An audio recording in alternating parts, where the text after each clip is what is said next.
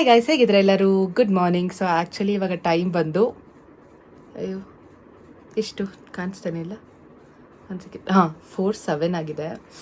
So ನಾವಿವಾಗ ಬ್ಯಾಂಗ್ಳೂರ್ಗೆ ಹೋಗ್ತಾ ಇದ್ದೀವಿ. ಯಾಕಂದರೆ ನಮ್ಮ ಮಮ್ಮಿ ಬೊಂಬಾಟ್ ಭೋಜನದಲ್ಲಿ ಅಡುಗೆ ಮಾಡ್ತಾ ಇದ್ದಾರೆ ಇವತ್ತು.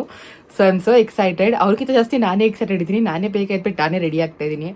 ಸೊ ನಂಗೆ ತುಂಬ ಸಿಕ್ಕಾಪಟ್ಟೆ I am so excited and ನೀವೇ ಐಮ್ ಹ್ಯಾಪಿ. ಬಿಕಾಸ್ ನಾನು ಮಹಾನಟಿಗೆ ಹೋದಾಗ ನಾನು ಮೆಗಾ ಆಡಿಷನ್ಗೆ ಹೋದಾಗ ನಮ್ಮ ಮಮ್ಮಿನ ನಾನು ಸ್ಟೇಜ್ ಮೇಲೆ ಕರ್ಕೊಳೋಕ್ಕಾಗಿಲ್ಲ. ಅದೊಂದು ತುಂಬ ರಿಗ್ರೆಟ್ ಇತ್ತು. ಬಟ್ ಅವತ್ತೇ ಐ ಹ್ಯಾಡ್ ಡಿಸೈಡೆಡ್, ಇಲ್ಲ ನೋ ಮ್ಯಾಟರ್ ವಾಟ್, ಮಮ್ಮಿನ ಒಂದು ಸರಿ ಆದರೂ I want to show on T V ಅಂತ.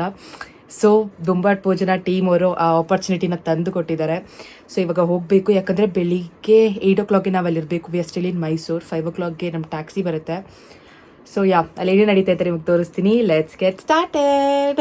ನಾನಂತೂ ಕಾರ್ ಹತ್ತಿದ ತಕ್ಷಣ ಮಲ್ಕೊಬಿಟ್ಟೆ. ಎಚ್ಚರ ಆದಾಗ ನಾನು ಬ್ಯಾಂಗ್ಳೂರಲ್ಲಿ ರೀಚ್ ಆಗಿಬಿಟ್ಟಿದ್ದೆ ಆಲ್ರೆಡಿ. ಬಟ್ ಅವ್ರು ನಮಗೆ 7:30 ಬರೋಕ್ಕೆ ಹೇಳಿದ್ರು. ನಾವು 7ಗೆ ರೀಚ್ ಆಗಿದ್ವಿ. ಸೊ ಅದಕ್ಕೆ ಇಲ್ಲಿ ಬ್ರೇಕ್ಫಾಸ್ಟ್ ಮಾಡೋಣ ಅಂತ ದೋಸೆ ಆರ್ಡರ್ ಮಾಡಿದ್ವಿ. ಅದ್ರದ್ದು ಸ್ವಲ್ಪ ಸೀದೋಗ್ಬಿಟ್ಟಿತ್ತು ಅಂತ ಅನಿಸ್ತು. ಬಟ್ ಹಾಗೆ ಹಿಂಗೋ ಪರವಾಗಿಲ್ಲ, ಚೆನ್ನಾಗಿತ್ತು ಅಂತ ಬ್ರೇಕ್ಫಾಸ್ಟ್ ಮಾಡಿದ್ವಿ.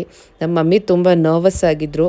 ಸೊ ಟೀಮ್ಗೆ ಕಾಲ್ ಮಾಡಿದಾಗ ಅವ್ರು ಹೇಳಿದ್ರು, ಬನ್ನಿ ಮೇಕಪ್ ಎಲ್ಲ ಇರೋದ್ರಿಂದ ಲೇಟ್ ಆಗ್ಬೋದು ಅಂತ ಹೇಳಿದ್ದಕ್ಕೆ ಅಲ್ಲಿ ಬ್ರೇಕ್ಫಾಸ್ಟ್ ಮುಗಿಸಿ ಡೈರೆಕ್ಟಾಗಿ ನಾವು ಶೂಟ್ ಲೊಕೇಶನ್ ಹತ್ರ ಹೋದ್ವಿ. Actually I just reached now and my mom is getting her makeup done.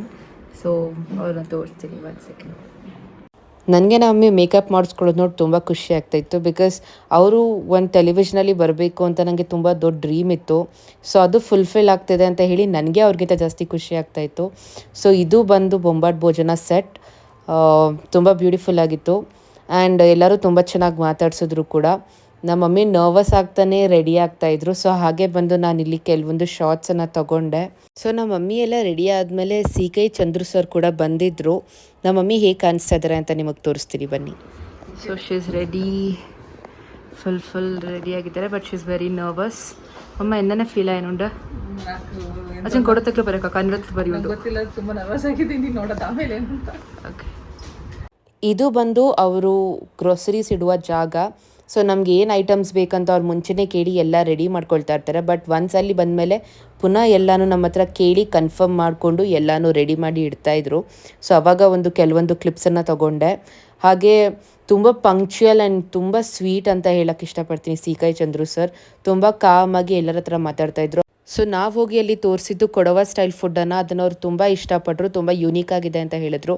So ಅದನ್ನು ಮುಗಿಸಿ ಕೆಲವೊಂದು ಫೋಟೋ ತೆಗೆಸ್ಕೊಂಡು ಅವ್ರಿಗೆ thank you for meeting sir ಅಂತ ಹೇಳಿದಾಗ ತುಂಬ ಕೈಂಡಾಗಿ ನಮಗೆ ಥ್ಯಾಂಕ್ ಯು ಅಂತ ಹೇಳಿ ನಮ್ಮನ್ನು ಕಳಿಸ್ಕೊಟ್ರು.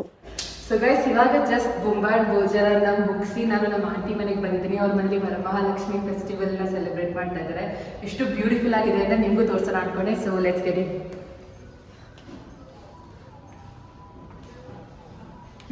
ನೋಡಿ ಎಷ್ಟು ಬ್ಯೂಟಿಫುಲ್ಲಾಗಿ ಡೆಕೋರೇಟ್ ಮಾಡಿದ್ದಾರೆ ಅಂತ. ನನಗಂತೂ ತುಂಬ ಇಷ್ಟ ಆಯಿತು.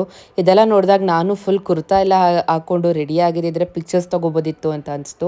ಸೊ ಪೂಜೆ ಆದ ತಕ್ಷಣ ಬ್ಯಾಟಿಂಗ್ ಶುರು ಮಾಡ್ಕೊಂಡು ಗೈಸ್, ಇವತ್ತು ನಾನು ಬಾಳೆ ಎಲೆ ಊಟ ಮಾಡ್ತಾ ಇದ್ದೀನಿ.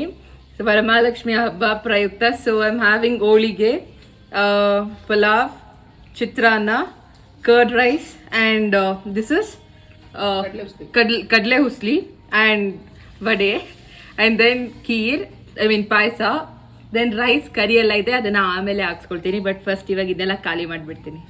ಒಂದೊಳ್ಳೆ ಊಟ ಮಾಡಿ ಒಂದು ಸ್ವಲ್ಪ ಹೊತ್ತು ಮಾತಾಡಿ ಮೈಸೂರಿಗೆ ಹೋಗೋ ಟೈಮ್ ಬಂತು. ಅದನ್ನು ಕೂಡ ನಾನು ವೀಡಿಯೋ ಮಾಡಲಿಲ್ಲ. ತುಂಬ ಲೇಝಿ ನಾನು. ಅದು ಬೇರೆ ತುಂಬ ಬಿಸಿಲಿತ್ತು ಅಂತ ಕೋಪದಲ್ಲೇ ಬಿಸಿಲಿಗೆ ಬೈಕೊಂಡು ಮೈಸೂರಿಗೆ ವಾಪಸ್ ಬಂದು ಮಲ್ಕೊಬಿಟ್ಟೆ.